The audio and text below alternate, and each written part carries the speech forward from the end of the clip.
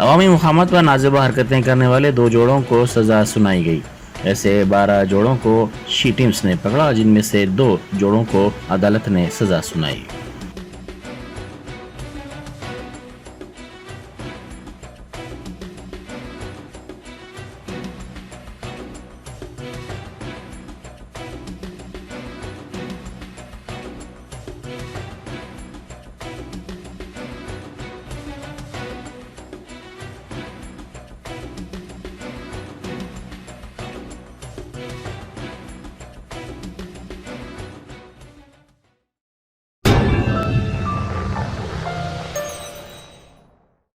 Germanton super speciality hospital, doctor Mir Jawad Jar Khan, senior experienced orthopaedic surgeon, bone fracture, joint replacement, hip replacement और spine surgery कामयाबी से अंजाम दे रहे हैं।